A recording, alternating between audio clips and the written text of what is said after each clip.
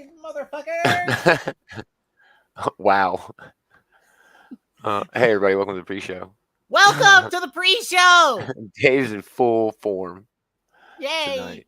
I'm not. I'm feeling a Hooray! bit under the weather, and I think I Oh cracked a rib the no! other day sneezing, of all things. Oh man, how many times I did you know. sneeze? Just one, but it was one just monster, Ah, like house shaking, ah. foundation rumbling, We have in my family. We craziness. have this. We have a type of sneeze named after my grandmother. Oh, here we go. Here we So, go. but it's basically after the third sneeze, it's a fourth, a fifth, and a sixth sneeze. That's what quantifies. Oh, so you're a multi-sneezer times two. Yes, Hmm. but the I very fourth often have three in a row.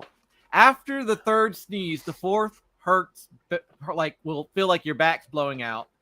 Yeah, The that's fifth how this one feels. hurts Yeah. And it's been like like a week. worse than that. Yeah, it And didn't if help that you, I cut like half a dozen trees after that either, but still. mm, Still. but no, it is those types of sneezes really hurt. Yeah, man, So, I'm in pain. I'm here sacrificing for this fucking show, and there's no news this week. Comics were just okay. Just okay this week. There were ah, some winners, but there were some winners, there were some winners. I hope and I there were get some man. losers. We don't Man, talk about the losers. we don't talk about the losers. We're not trying to be negative. Okay? We don't want to shit on comics. We want to bring comics up. And we do enough shitting on the comics in the news anyway. Yeah, we do. We really do. We We really do. do. So yeah, we got some news, Hellfire Gala news, maybe a Uh, spoiler. I'm so Um ready for that to be over with. yeah, and then what are you talking about? It hadn't even started. Oh, you mean for like as being like a thing at Marvel. Yeah. Yeah. Hugo Awards, lame. We'll talk about, the nominations in the comics category. And then there's some Spider-Man news in terms of Mary Jane. Again, it's a bad week for news because why? They're San Diego holding Comic their Con is next week. they're San holding Diego their Comic stuff. Con is next They're week. keeping their powder dry for San Diego Yeah, they're Comic keeping Con. their powder dry, for lack I of a will better say word. That one is thing a about San word Diego Comic thing. Con right now. I have Yes, seen please. I have seen the Funko previews, and Yeah, they don't look great. they don't look great. Yeah, That they have left me wanting. the only one I'm interested in is the Jaws one, just because my wife collects the Jaws pops, and there is I think they call it the VCR or VHS cover, Yeah, movie that cover special cover with one. Brody. Yeah. Oh, hey Th- Jeff, thanks for coming by. It was a pretty good weekend, bro. I hope yours was good too. There, yeah. Uneventful, but Of all the stuff that they've kind of mine was good. previewed for the Funko stuff, I'm like, none of this interests me. Yeah. I think the one that I would get just because might be the Frodo one, the Weight of the Ring Frodo. Yeah, I don't think I've seen that one. Uh, it's just how Frodo appears at the end of the Lord of the All Rings movies when Hagrid. he's in when he's in Yeah. Mount Doom, Yeah, all that. eyeliner Frodo, emo Yeah, Frodo, yeah. My emo Chemical Frodo. Romance Frodo. Yeah, yeah. Leading the Black Gosh, I Parade. moved some action figures to a different shelf until I got some pre-orders coming at the end of this coming week, and I didn't I got a realize how empty I it was going to be there. It looks so empty on that shelf. I got a confirmation that Nice. Copperhead is shipped. Yeah, all three of mine are shipped. My Copperhead, my Shipwreck, and what's his name? He coming with the rocket launcher, Scrap Iron. Scrap Iron. Um, I haven't got a confirmation on Scrap Iron yet, but I Yeah, did get a the only one confirmation. that has not. I already got Rock and Roll. He's shipped in here and set Mhm. up, but I did not get a confirmation on Bazooka, which I Ah, thought was weird. Yeah, you can't have Bazooka without Alpine, and I know yeah, they're making it you classified, can, but but they should do they're the that. Laurel and Hardy of GI Joe. Yeah, they are talking about some announcements at Comic Con that should Yeah. come and clear that up. So we'll see. I thought they released apparently they a new Firefly for classified. I thought they already Yeah, there's a released new. one. It's a second edition of Firefly that's not as collectors and 'Cause, special edition. It's well, just going to be a as one that's a out. What? he's my favorite Cobra operative probably amongst them. Yeah, Yeah, he's awesome. I like him. There was a big Firefly. delay in you saying that. Like Yeah, it was it some was sort weird. I of don't know like what deep happened dark there. confession that you were making. Yeah, it might have been an internet thing. I don't know. All right, let's. I don't do know. the There damn was a thing. message that popped up. Taylor's back. Let's do the thing. Back. He's just. It's not like a back. I mean, it is kind of like a back. Mhm. Back from last week. Don't call it a comeback. Don't call it a comeback. Exactly. Somebody wake up, Hicks. You're gonna need to wake up this one. It is a boring Taylor's show. back again. They saving all they news. Big show. The really big show. Is it going to be a big show with that movie? Yeah, right. Let's hope that will be on strike before it starts. Greetings, Geek. It is another episode of This Geek of Comics, Outright Geekeries, a comic book, a shit talk show. Shit talk show. Taylor, aka David here. Yeah, just hanging out. I'm gonna talk some stuff. I didn't do shit this weekend. The only thing I did want to really kind of talk about was that Jennifer Garner is confirmed to return for Deadpool 3. And the only reason I wanted to do that is people are like, oh my God, why are they spoiling it? You know? And I'm like, dude, this isn't spoilering. It is a bit, but it's more promotion. This movie's going to lean so damn hard into everything that the multiverse is and congeal at the end. I mean, with just I think this awesome takeover of the MCU by mutants and the Fantastic Four and all this cool shit. I don't know that it's going to do that. I mean, I don't know that this is the vehicle for them putting the X-Men in the MCU. Honestly, I think that would be a terrible idea. Not put them in terms of them actually doing anything in Deadpool 3, but just confirming once and for all that we already know that Wolverine is in the movie. I mean, yeah, Hugh Jackman is not the MCU Wolverine. Oh, sure. But to me, that does sort of, what it tells me, what this announcement, the others have told me, is that this is probably just going to be a big meta joke extravaganza. It's going to be making fun of like studio politics. It's going to be like kind of, probably in a sense making fun of all these like nostalgic cameos that we've had with things like No Way Home and whatnot, and like Michael Keaton being in the Flash movie. Oh no, I 100%. So that's my read on this. Yeah, I 100% agree that it is going to be that. But I think by the end, you can still get to some sort of confirmation that more things are going to be on the way. Like I don't want it to happen through this. I don't want them to be brought in with a joke. Like Ryan, but all right, but the second Deadpool movie, yeah, it was jokey, but it had heart too. There were I love the Deadpool movies. Yeah, I'm not knocking the Deadpool movies at all. Like the first Deadpool movie is like one of the best romantic superhero movies I've ever. It's amazing. Yeah.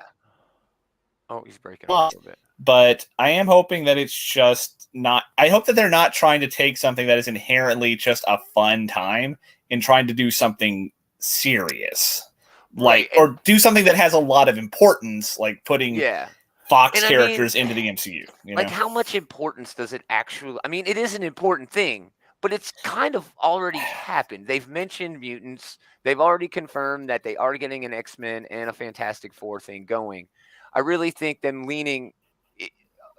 I guess what I'm saying is everything that came before Disney getting the properties back from Fox needs to sort of have a nice shiny bow put on it somehow. Yes. And also lean into the fact that no, we are still going to see an Elektra in the MCU. We are still going to see. We already saw Elektra in the MCU. That's true. She was in Daredevil. Oh, well, yeah.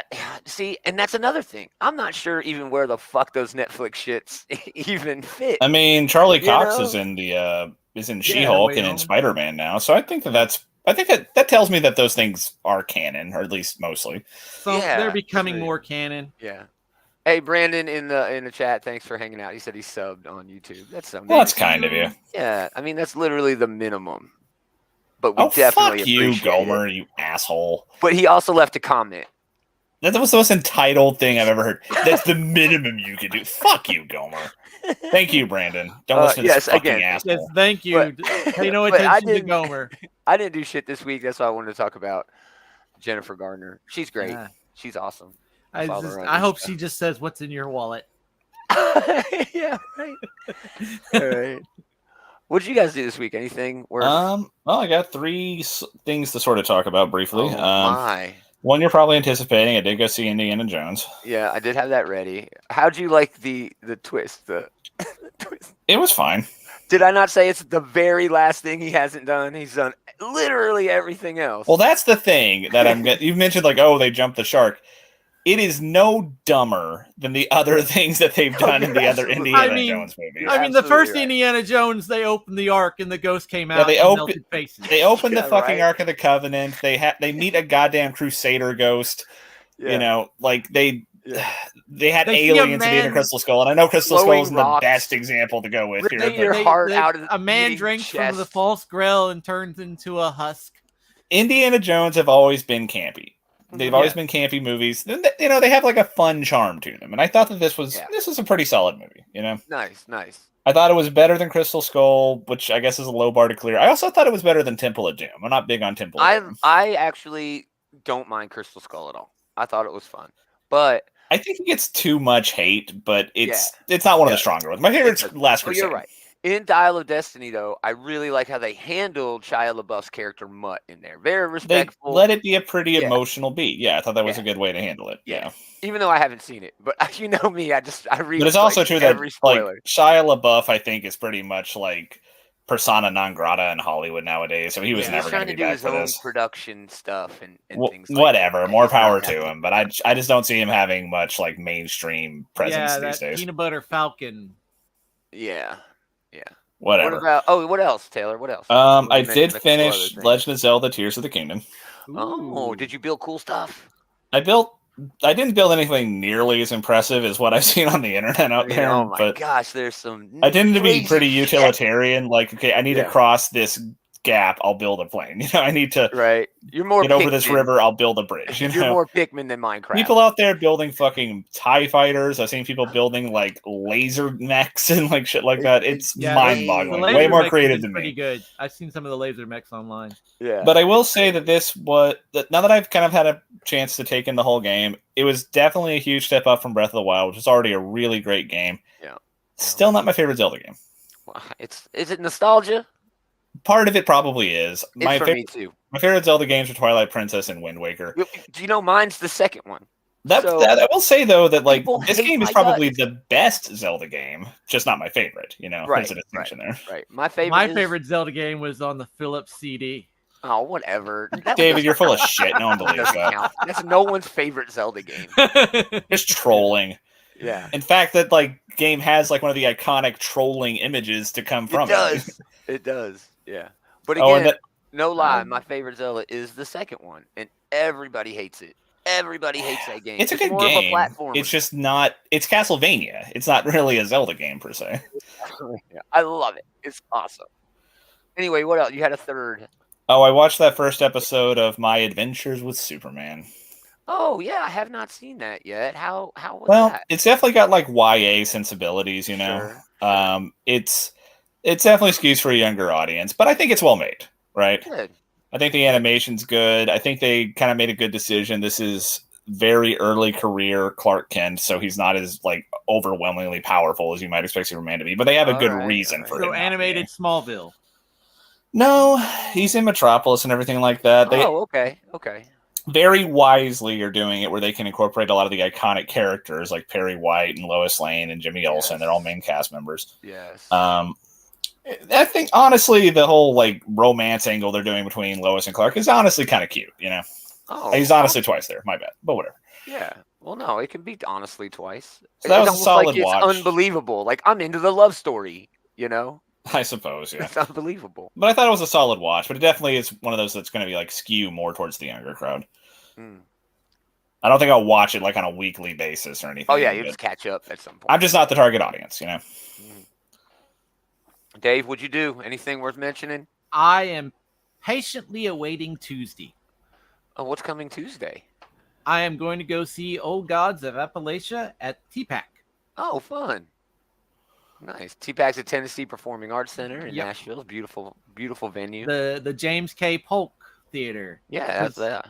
Nice. It's bigger. There's a I think joke it's the largest theater they have on site. I think I it's thought the it was big the one. Andrew Jackson Theater was the largest theater. There's a joke. don't I know remember about there's that. a joke that they said, like, how Tennessee thought of it, the 3 presidents that came from Tennessee, and like Yeah. Andrew Johnson always gets the smallest. Yeah. So I don't know. Is that a history joke? yeah, it's a history joke. No. Let's do news. I wish I had a snippet. But anyway, again, y'all, we're sorry. It's not our fault. Okay. Comic-Con is right around the corner. Everybody is saving their best news and shit for Keeping when the Comic-Con powder happens. dry. Keeping the powder dry. So we don't have a lot for news. We basically have bullshit for news this week. But first one is all about the Hellfire Gala coming up July 26th. Okay, it comes out. We may talk about this book later, but this issue came out today. The sisters or 4 brothers, or I read it. It was just okay. But the latest X-Men book. But in the back of it, it had a sort of teaser for the Hellfire Gala. Now, writer of X-Men Hellfire Gala, Jerry Duggan, he said on AIPT the winner of the vote, the individual reader fan vote who gets to elect a member of the team, to the X-Men, is hiding right behind that logo of X-Men Hellfire Gala one shot. All right. So in the back of that book, what the hell is the name of that book, Taylor? I know you read it. The X-Men. The Sinister Four. Sinister Four. Okay, that came out this week, and in the back of that last page of that, they have a teaser for the Hellfire Gala that shows that fucking cover without the logo, and it's Juggernaut. Oh, well, I guess so we'll tipping see their that hand again. a bit there. But... Yeah, we'll see that again. See. Well, I mean, it's coming out soon enough. That honestly. Yeah, I mean, July 26th. So I'm just saying this is really weird to me. This is one of their oldest villains. He's not even a mutant. Yeah. It's weird. In universe, it doesn't make a lot of sense. But honestly, this is the one that I wanted to win because I think he's. Yeah. It's the most interesting storytelling about, like, oh, what the fuck are you doing here, Juggernaut? Yeah, I'm pretty sure I voted for him too. I would have also liked to see Jubilee just because I think she's been a fun character for the last, like, especially in, like, Exterminators and things like that. It's hard for her to do anything because she has a kid, who's like a dragon. He's a dragon. He's fine. Oh yeah, he's fine. Just leave him over there. It even adds some drama for her, kind of like the X-Men drama we saw with. That could have been interesting, but Juggernaut brings a lot of baggage with him to the X-Men in particular. So yeah, I'm glad that he's the one who's in it. It looks like. Yeah, so that'll be interesting to see what they do. We might have to raise the ceilings in the tree base. We're probably not getting like full power Juggernaut though. Whenever they put him on a team like this, he is nerfed to hell. Oh, dude, they do that with a lot of characters, especially X-Men, because they like to mix and match their. Well, yeah, I mean, there's some characters who just kind of break a team wide open. Cable this week in X-Men was. He's better than that, dude. It was young Cable. It was young Cable. I guess, but he's better than that, man. He got jobbed pretty fucking hard. Hard, dude, hard. We'll talk about that later, but yeah, we'll have a review of that book, I'm sure, when it comes out later this month. Moving on, the Hugo Awards have been announced. Now, there's a lot of stuff that goes along with the Hugo Awards, right? The Hugo Awards are science fiction awards from Chengdu Worldcon. I mean, so many prestigious books have won Hugo Awards, for years and years and years. But we're just going to focus on the comic ones. Cyberpunk 2077 by Bartosz Stitzbor and Philippe Andrade. That's on Dark Horse. I didn't read it. Dune, the official graphic novel by Lila Sturgis and Drew Johnson. Again, I'm sorry. That's on Legendary Comics. And I will say, though, I feel like, assuming it's pretty much just like adapting source material from both a book and from a movie now, I feel like that's cheating. That should be eligible. Yeah. Thank you, dude. That is literally in my fucking notes. It's adapting something that is already a well-known, awarded, And I'm pretty sure Dune won a fucking Hugo. Yeah, it's acclaimed. So yeah, I mean, if you're adapting something that already won, I feel like that is kind of cheating. That is kind of cheating. But the other 4 are bona fide. All right, Monstrous Volume 7 by Margie Liu and Sana Takada. Just always a fucking amazing read. Jesus, so good. Once in Future, Volume 4 by Kieran Gillen and Dan Moore. One of my favorite, books of the last decade. Yeah, that wrapped up, right? Yeah, that's all wrapped up now. It's basically a modern day retelling of a lot of the Arthurian legend. It's so fucking well done. You can tell Kieran Gillen just loves, that lore so much. And Dan Mora every fucking month is pumping out just the best shit. That's actually I want that one to win. Saga Volume 10, Brian K. Vaughan and Fiona Staples from Image. If you haven't heard of Saga, I'm not sure why you're listening. Oh yeah, Saga is one of those ones that we never talk about on this show because it's retired and I don't read it except in trade. So it's just every time it comes out, it's really fucking good. It is every really time it good. comes out, we could talk. Brian K. Vaughan is one of the greatest comic writers of all time. He's made a lot of beloved works, and this might be his best work. We'll have to wait until it's done before we can really say that, but it's definitely a strong contender. I love Ex Machina so much, dude. It's going to be hard. It's going to be so hard. But I'm a basic bitch, and I like Why the Last Man better than Ex Machina. That's not basic. That book's fucking amazing. It is. It is absolutely amazing. Yeah. But the final nomination, Supergirl, Woman of Tomorrow by Tom King and Bequeath Evely. I have read it, and it is quite good. I don't think it's going to win this. Honestly, what I think is going to win is that fucking Dune official movie. I think that's going to take over. Everything that I've read points to that just being really, really cool. Not if just it has here, really but strong worldwide. art, that's one thing. But I just feel like that's not fair. Yeah, I agree, dude. I agree. But me personally, I want Once in Future to win because it's awesome. Dave, most likely Monstrous. Am I right? I know you're a huge fan of that series. It's a good series. It is a really good series. I think it's kind of getting a little long in the tooth right now. Sure. But the artwork is beautiful, so you can't argue with that. It's amazing. So, I will try. Oh, sorry. I will try to get the news once the awards have been, done out later on this summer. So there you go. Finally, in news, Lame-O, Jackpot.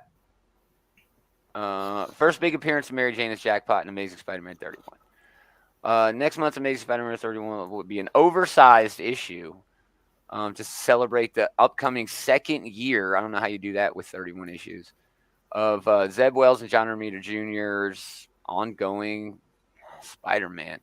So they're going to showcase her new jackpot powers that they kind of hinted at in Mary Jane and Black Cat limited series that Jed McKay did. I don't know, man.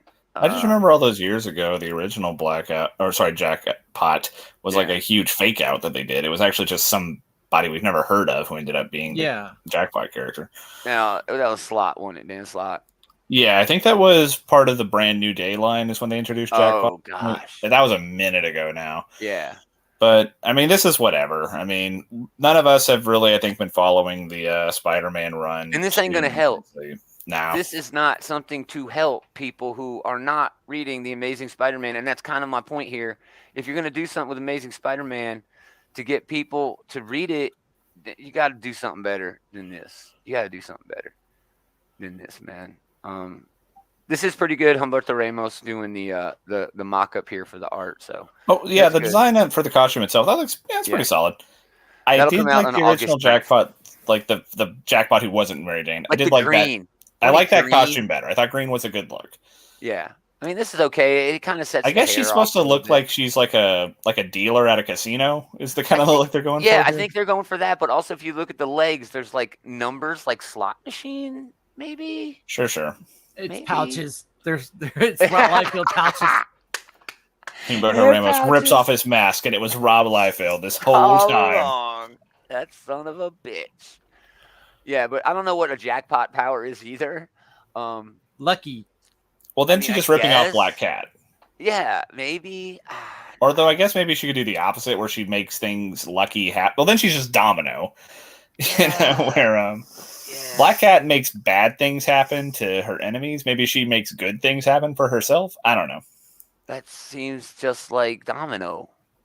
It is basically Domino can do both. So that's right. That's right. If we're doing power scaling here, I guess Domino is the strongest of the luck-based heroes. I mean, how many times do we have to give Mary Jane superpowers? Like in different continuity, she had like the spider suit that like soaks up energy from. Oh yeah, they did that. They ran a lot of books for that for a while, where it was like the Spider Family, where it was like an alternate universe where they had like Annie Mae, I think, was their daughter in that one. Yeah.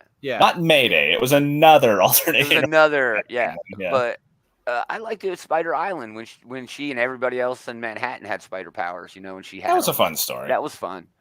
But I love Domino's powers because her powers are like probability based, and when the right writer gets into that, oh my god, it's so fucking fun. It's tricky to do. It's a lot of fun with a good writer, and I thought they did a lot of fun with it in like the Deadpool 2 movie. Speaking of that from a minute ago. But no, they definitely showed off her powers. It's tough not to make her powers just like she's the Deus Ex Machina character, Man, what was that last Domino book where they changed her costume? I know it was Jan Balza. It was a while back doing the art, but was it? It wasn't Gail Simone, was it? I think it was. Go ahead and look it up real quick, Dave. But in those powers, in that book, her powers like didn't always protect her, right? Like, oh yeah, I'm falling, and okay, I might not die, but my arm got hung up on a wire, dislocated my shoulder. Yeah, when you're a supporting character, you can have her powers just be kind of, whatever zany thing you need it to be. But when she's the main character, it's hard to have tension when everything just breaks her way. So that's a good way to approach it, where it was her powers, they help, like big air quotes on the help, but like not necessarily in the ideal way. Her powers didn't help her in one of the storylines from the House of the Crocoa storylines where they skinned her to get I remember that too. Ooh. Yeah, that's pretty rough. And there was that one issue where like they kept throwing X-Force at Orcus over and over again, and she kept dying over and over again. So I guess luck only takes you so far if you're just completely fucked. It doesn't say what volume it is, but it was published in 2018, and it was Gail Simone. Yes, Gail Simone. That's what I said. That was my guess. That was a great run, dude. I'm sorry. I love that shit. I love that so much. All right, finally, Secret Invasion. All right, 3 episodes in. This is episode 3, Betrayed. Nick Fury learns that a nuclear missile strike that the villainous Gravik has orchestrated. Fury and Talos save the day through some spy shit, but not before Emilia Clarke's character, Gia, takes a bullet. Gaia.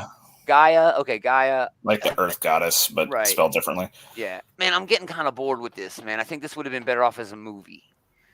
I mean, I'm still interested. I still want to see what happens, but you can't just have every episode end with someone dying and expect me to ignore. I mean, all right, the Rhodey Fury conversation was great. The one that Talos and Fury had in this episode, dude, it was like a couple of bitches just whining at each other. I mean, and then sure, Gravik is like this untouchable big bad who somehow worked his way up through all of these other power grabs that the rest of the Skrulls were taking. But in this episode, it didn't feel like almost any of that was pushed forward. It kind of felt like a side quest in a way. I guess this other than Gaia, well, spoiler alert, I guess, other than Gaia getting killed, not much plot critical seemed to happen in this episode. Yeah. That's true. Yeah. They built up this tension with this nuclear bomb that was going to happen, but I don't know. I didn't think for 1 second that bomb was ever going to go off. Not for a millisecond. Well, no. I mean, you know that they tend to avoid like the huge disasters on shows like this. That's just kind of par for the course. But with that said, they're still murdering everybody at the end of every episode. So, hey, having a nuclear bomb go off over the Atlantic Ocean might have, kept me in it a little bit of a surprise. But I don't know. Go ahead, continue, Taylor. I'm sorry. I am still enjoying it for the most part. I do agree that this one did not feel like it brought as much to the table, but that's something that one should probably expect in like the middle of a season.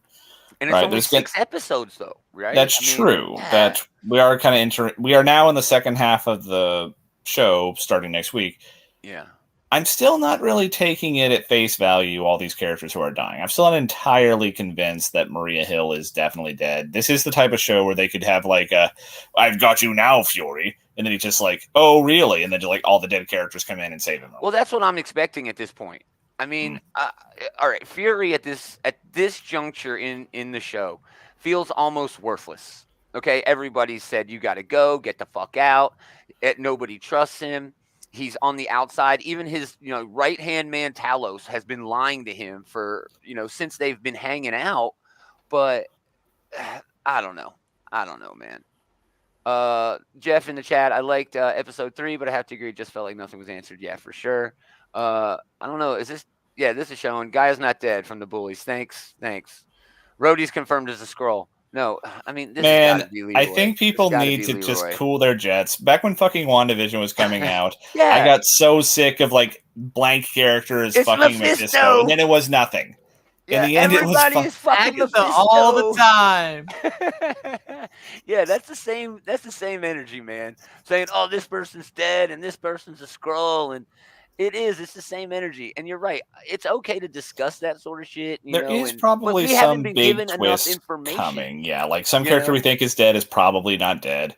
Some character, there could very well be a character who like is a scroll, but I guess there's a pretty short list of candidates for that at this point. Like most of the characters we know were scrolls, and the only characters that aren't scrolls are Nick and Olivia Colman's character.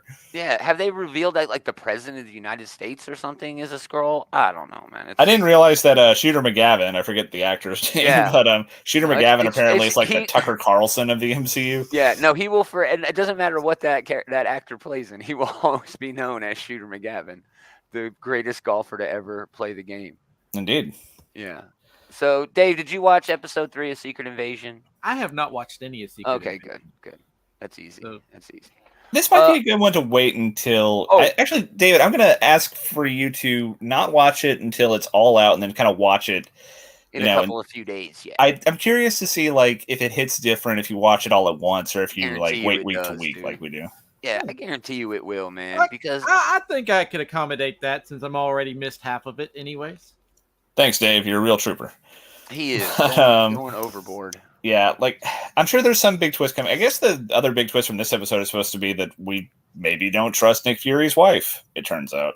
Oh yeah, she went and picked up a hot piece from the bank. Why did she have to go to a bank to get a gun? Surely to God, is there something special about this gun?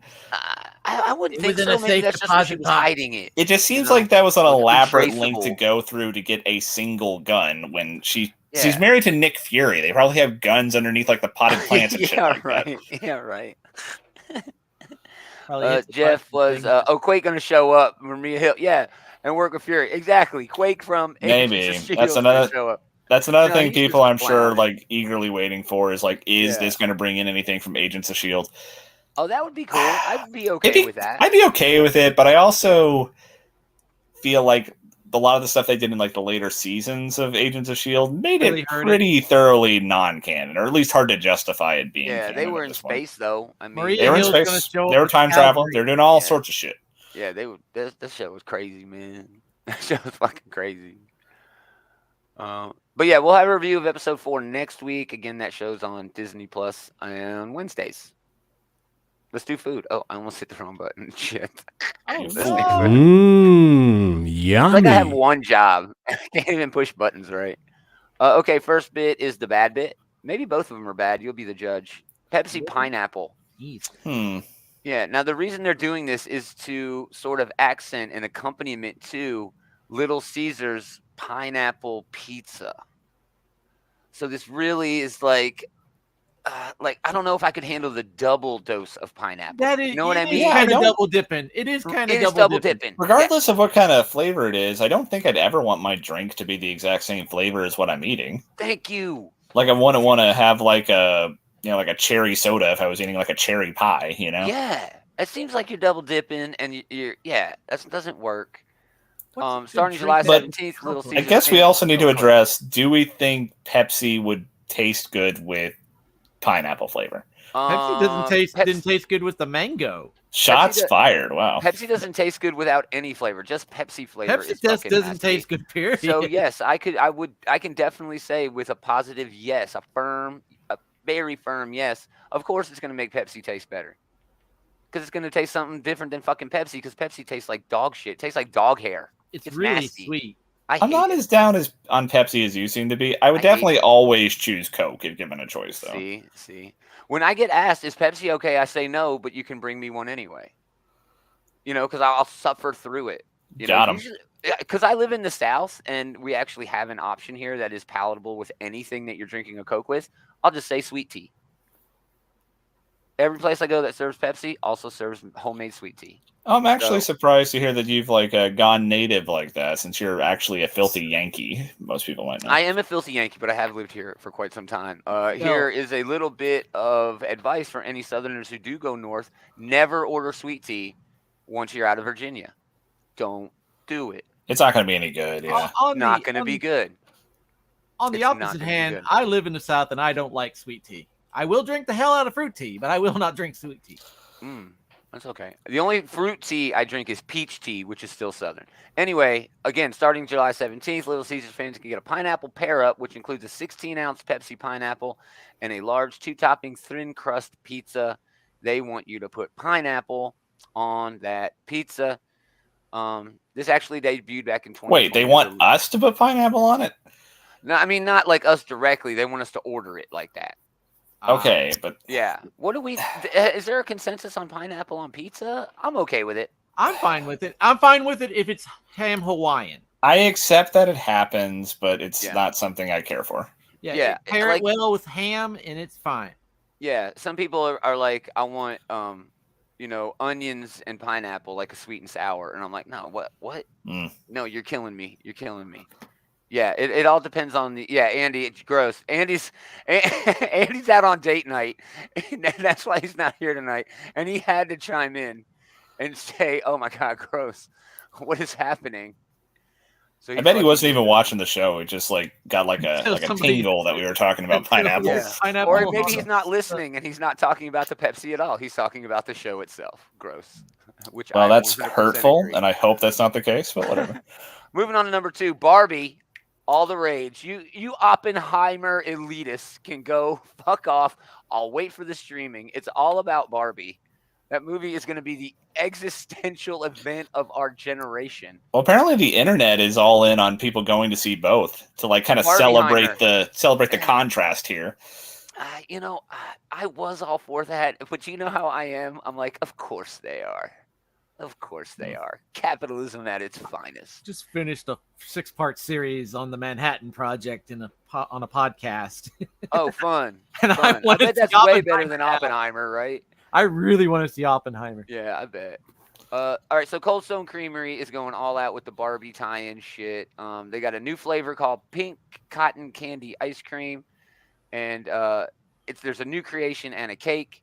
They got All That Glitters is Pink. It's pink cotton candy ice cream, graham cracker pie crust, dance party sprinkles, and whipped topping. That sounds fucking amazing. That sounds like diabetes ready to happen. Yes. Yeah. Bring me to diabetes. Bring me to or call me Winfrey or whatever.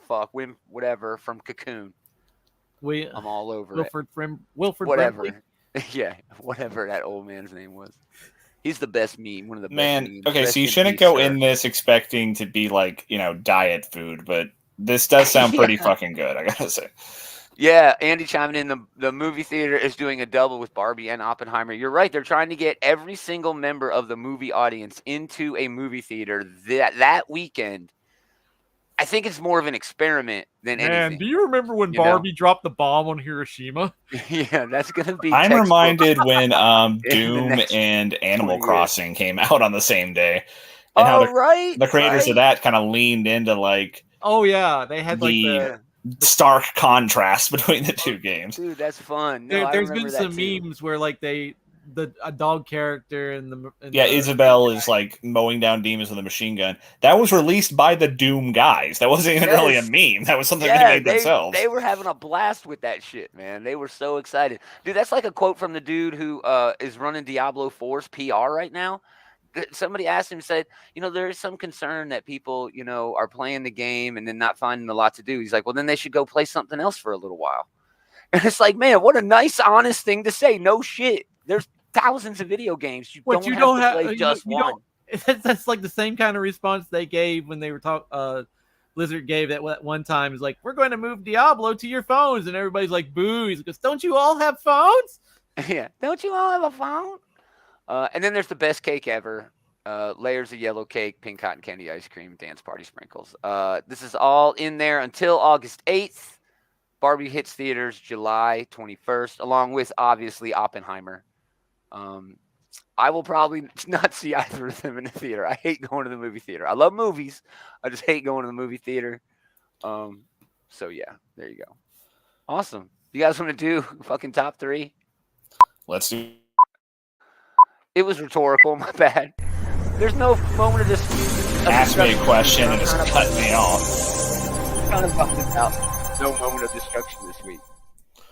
I'll get over it.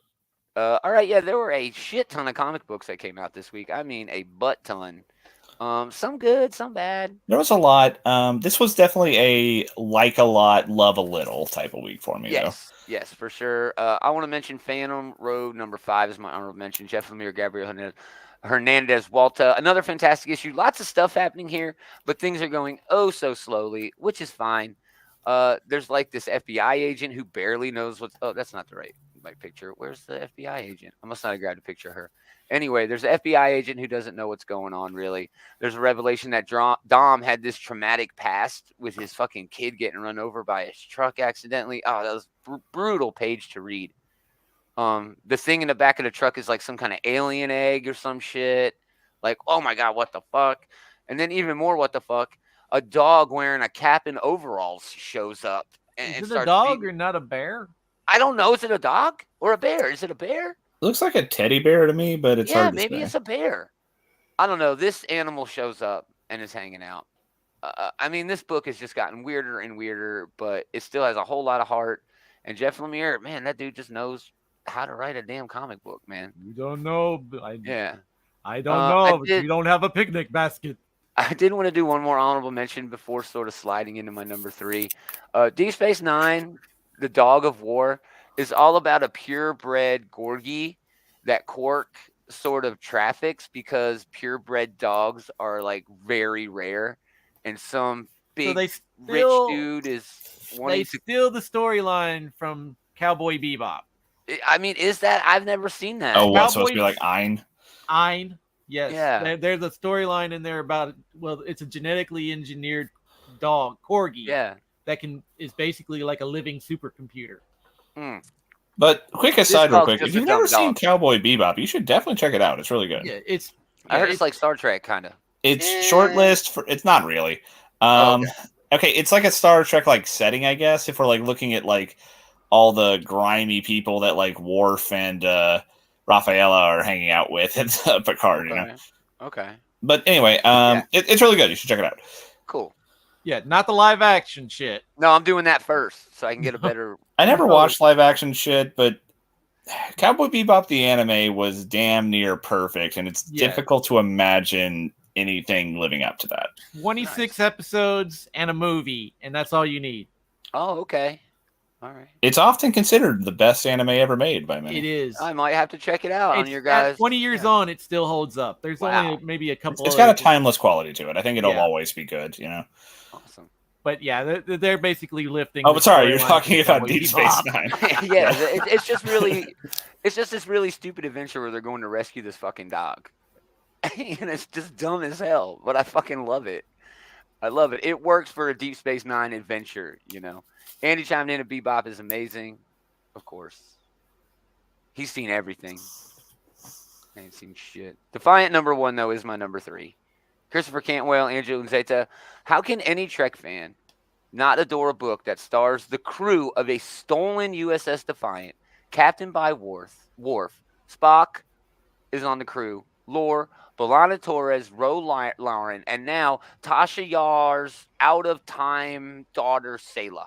I wish I remembered her name, Yeah, Sayla was her name. Yeah, Sub-Commander Sayla, I think. Was the blonde Romulan. Yeah. They didn't even really do anything in this fucking issue, dude. They just like did research into the problem, and then they did some sleuthing. And they talked to each other about how terrible they all are. I mean, but it was fucking amazing. So it's a typical Star Trek Deep Space Nine episode. It was so damn good. Everything is still leading up to the big crossover event, Day of Blood, where Emperor Kahless is determined to take over the galaxy. I mean, dude, it has no business being this fucking fun, and I loved it. I fucking loved it. It's so great. I will never not put Star Trek books on my top 3. They will never be retired because I'm just too big of a fan. It's like my first fandom. Well, I mean, we've gone so long without having good Star Trek comics to talk about that you've got like you got a lot of like backlog to get through before you retire. We might do a Moment of Destruction type segment just for the fucking Star Trek books. No, we're not going to do that. We're not going to do that. All right, Taylor, honorable mentions. And did you read any Night Terrors? I did not read any Night Terrors. Because I didn't either, damn it. I'm boycotting but Night Terrors. I do have a lot of honorable mentions that I want to get through. Man, there were some damn good books this week. Yeah, Sinister 4 was pretty fun. It was basically just setting up all the like sinister shit that we're letting to see, but it was well written. Kieran Gillen did a good job. There it is. I was like, where the hell is the cover for that book? Yeah, it was a whole lot of talky. It gives you a lot of backstory on like Sinister as a character and also like the current status quo. So it was a good read. It was a good build up. It was all right. Fantastic Four number 9 was a lot of fun. It was cool to see. So fun. The big solution to the problem was the unshaking faith that her brother, even under mind control, would never hurt her, and she was right. Yeah. So that was a pretty cool resolution there. Yeah. The only I love this issue too. I love how it was all from Alicia's point of view. I love how they saved money for the artist here, and then the very next page let him go full on motherfucking crazy. It was a diegetic way to have like a big reveal page, you know, like from Alicia's perspective, we don't know what she's doing, but then like well done. It allows you to turn the page and see like this huge thing like fully formed. You know, it was really cool. Yeah.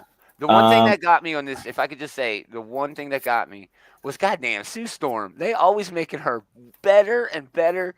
Sue Storm is OP as shit. I know, but in this, it's like she was bending the light to make not only can she make herself invisible, wild, not only can she do force, not only does she have like better version of Green Lantern's powers, she also apparently is fucking mastermind now because she can just do illusions now if she wants to. Yeah, it was wild, dude. And I rolled my eyes, but I was like, wow, Ryan North's brave for doing that.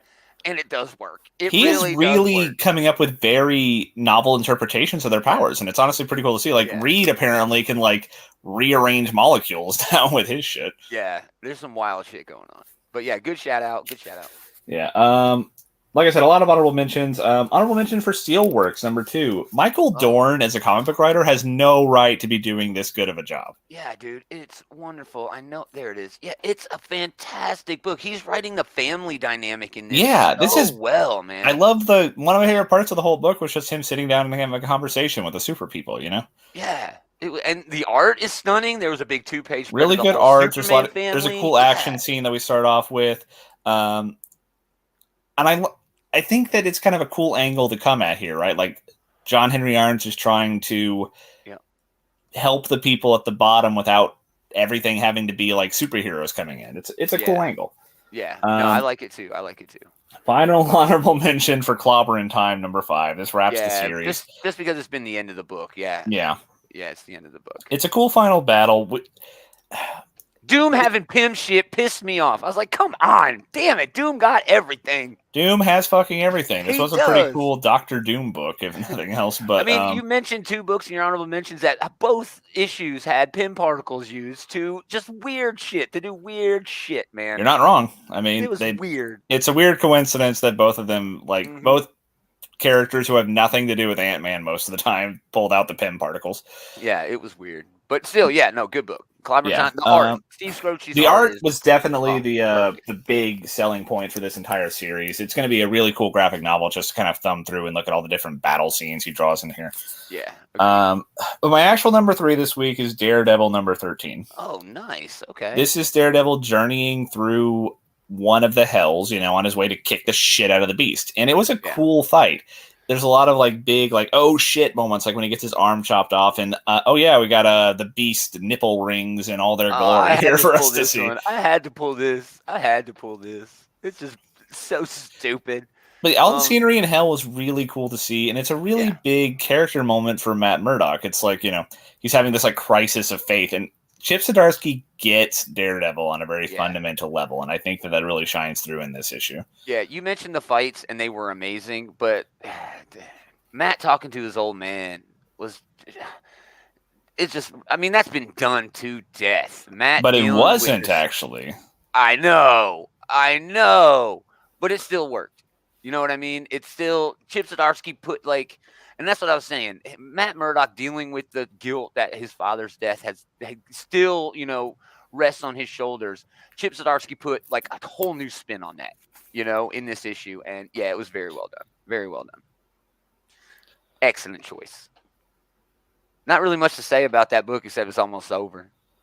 I think Salah and Ahmed is picking up the book. That is true. That like if you're not on board with this book by now, it is too late. Wait for it to come out and trade it at this point. Yeah, but it was quite good. Man, I took Dave levels of time to talk about my honorable mentions. I know, right? I know. I can't wait to see what Dave got. I may not have many of Dave's choices. There were a lot of small publisher books that could have made his list, but hopefully I got them. Big D. Alrighty. Starting off the honorable mentions, Clobbering Time number 5. Good choice. Hell yeah. Way to end the series. Yeah. Torrent number 5. Oh yeah. Shock ending here. I did not, because if you remember on last Monday, I was bitching. Where are they gonna go? It went full circle. Full circle. Very fucking well done on this. Yeah. It nice little bow on it. Yeah, 100% agree, dude. I did not think that it was going to end up there, but I'm anxious to see a second volume now. Yeah, you were saying how are they going to follow up, and they demonstrated what they're going to do to follow up. Yep, very well done. And then my last honorable mention is Grimm number 11. I did not grab Grimm. Of course not. Basically, the bad guy won in issue 10.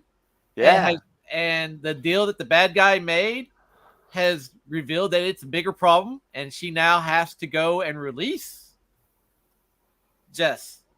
Oh, see, I'm not caught up on that book. I thought you were going to say something I would know. Jess is the main character, and basically our villain is a demon, made a deal to exchange his soul from hell, and the soul that's getting taken out of hell is not the one that she expected. Oh, wow. And the soul's going to that person returning from hell is going to cause a whole lot of problems.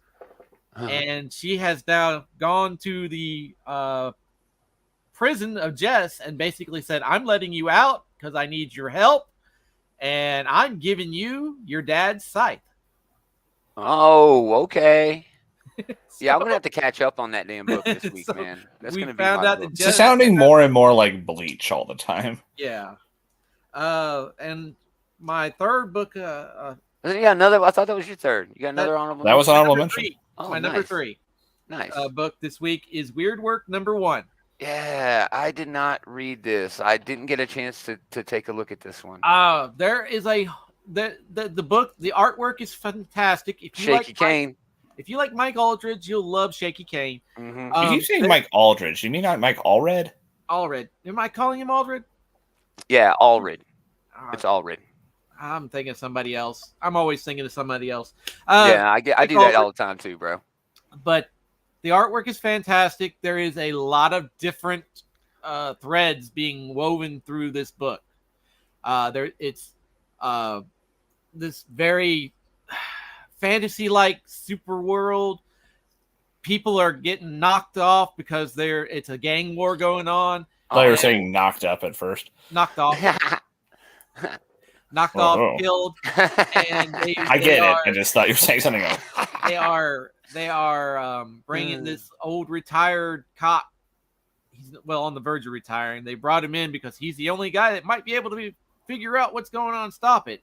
Yeah. But there are a lot of things going on in this book, and I just want to see what happens in issue 2. Nice. Yeah, like I said, I didn't get a chance to look at that one yet. I'm sure I will. Good choice. That brings me to number 2, Hairball, number 4. This wraps this series by Matt Kent and Tyler Jenkins.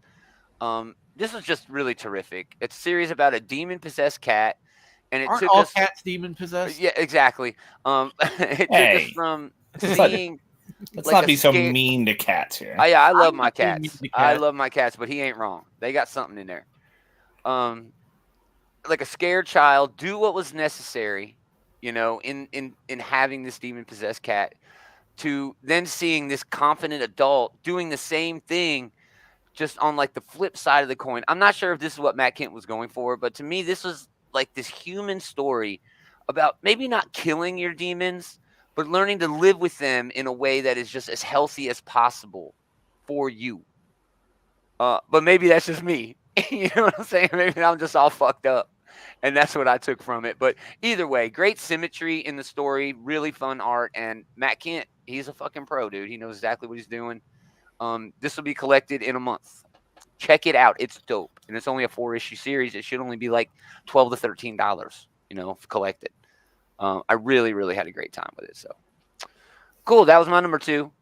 Taylor, number 2. My number 2 this week is Captain America, number 750. Man, great choice. I know I have it.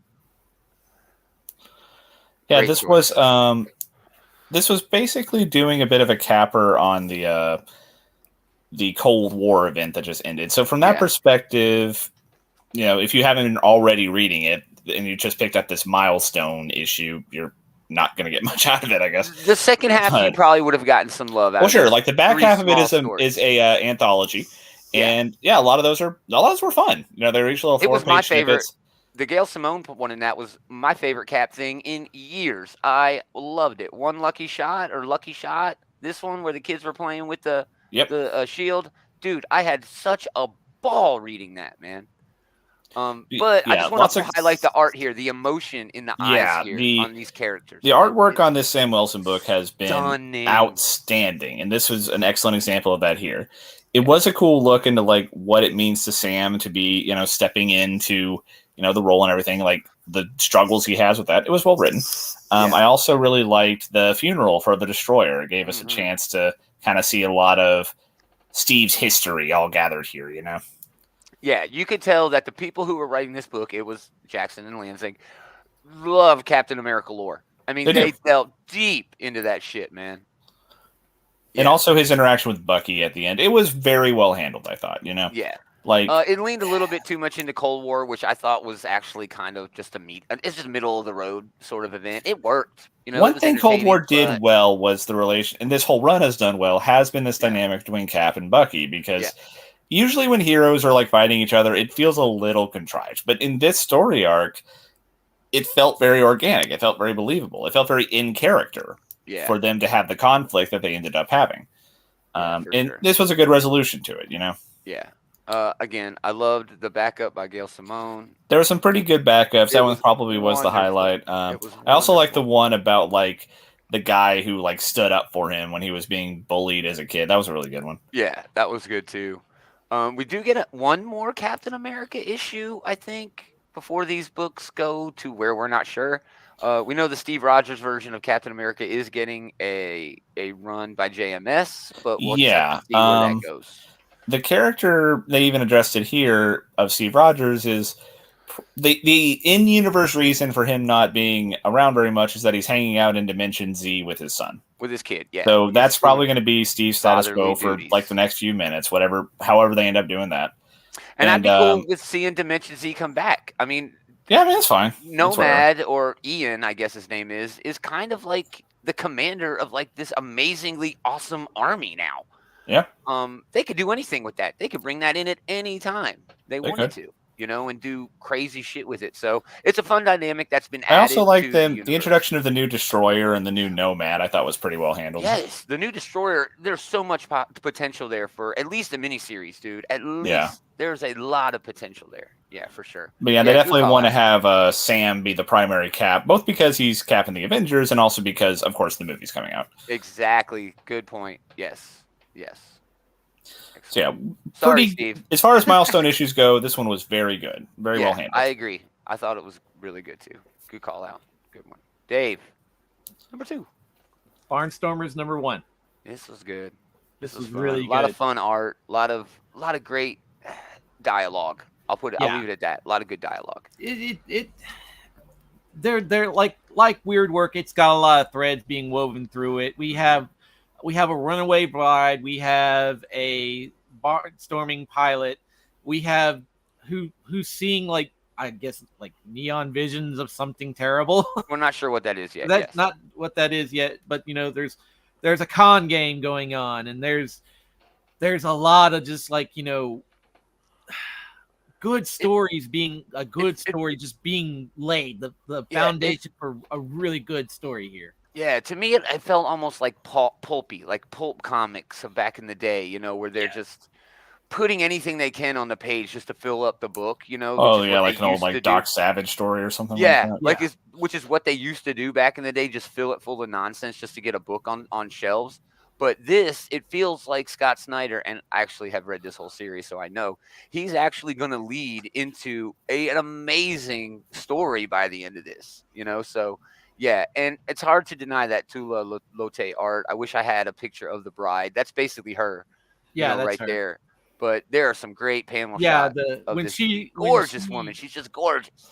when she basically frees the pilot basically literally crashes a wedding.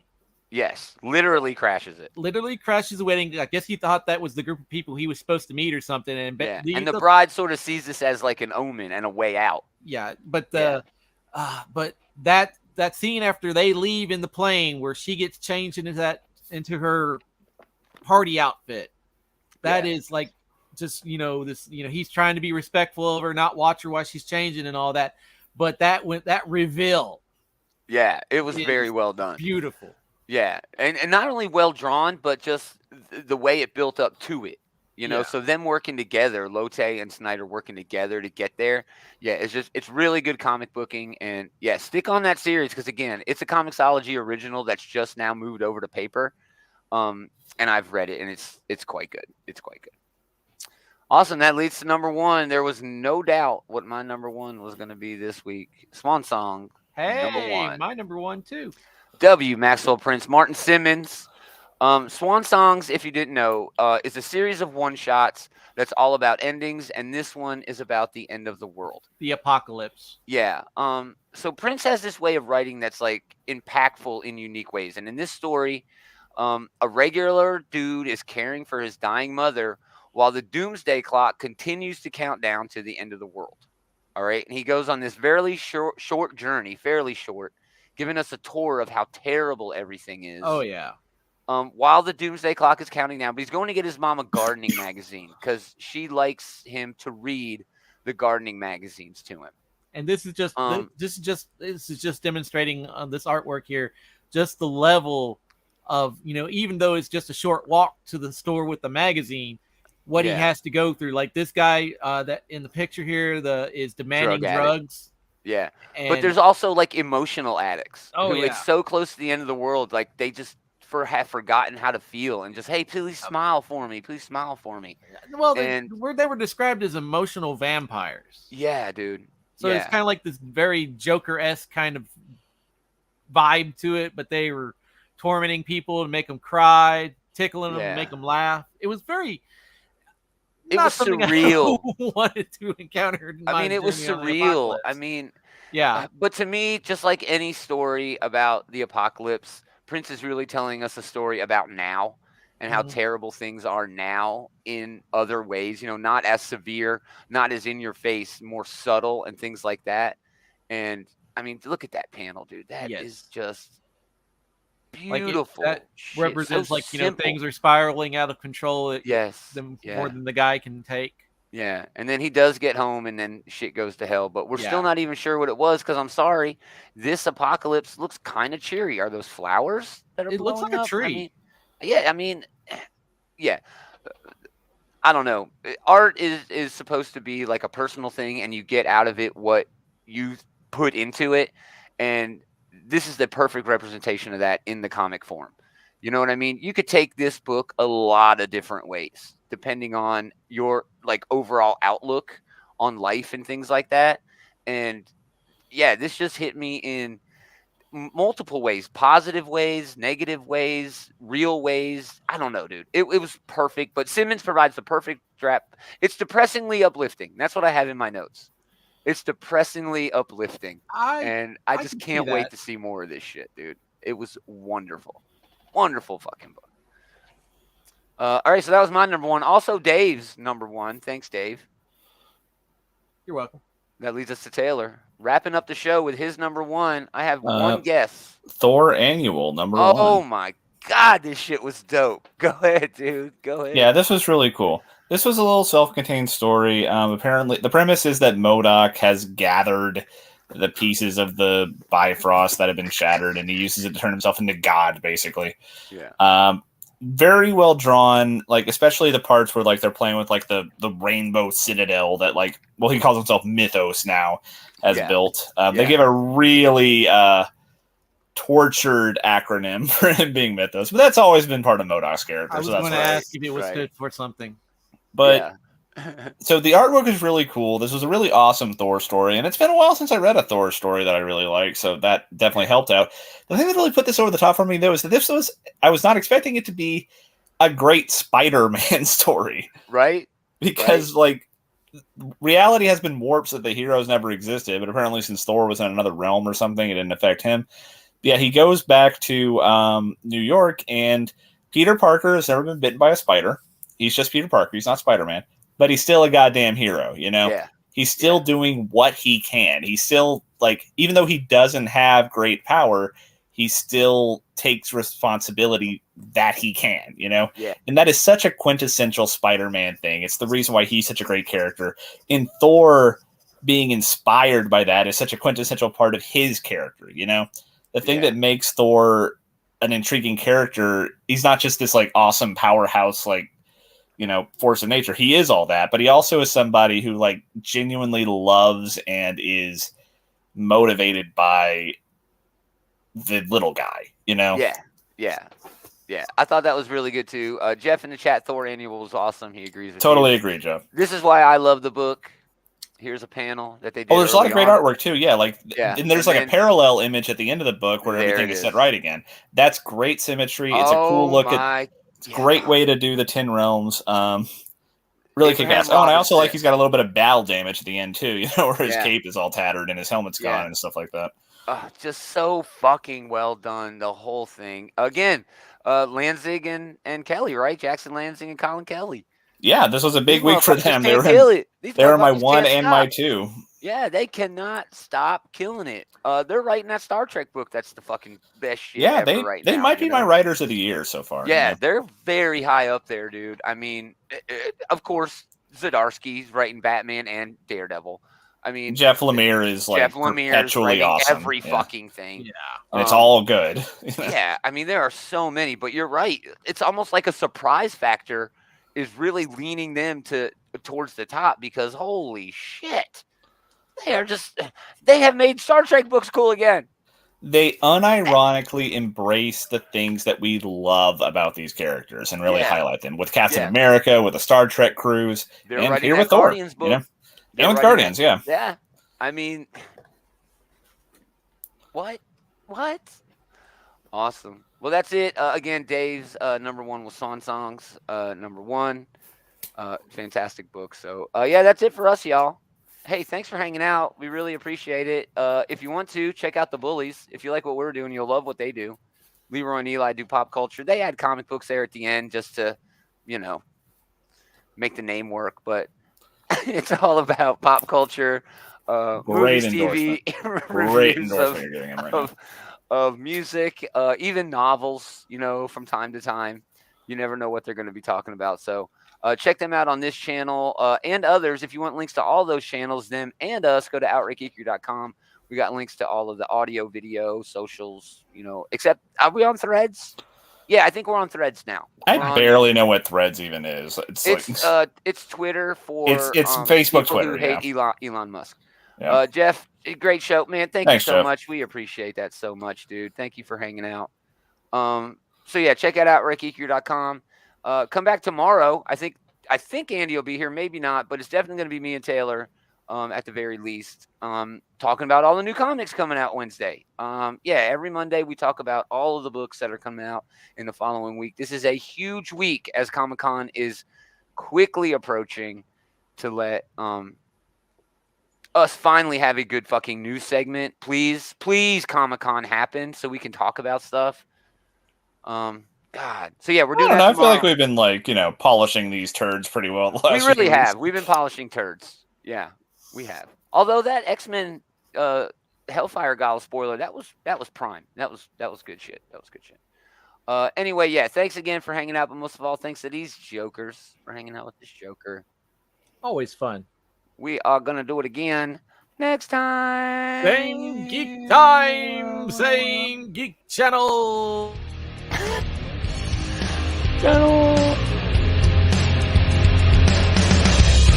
Oh man, we have to follow Man, it's pre-con season.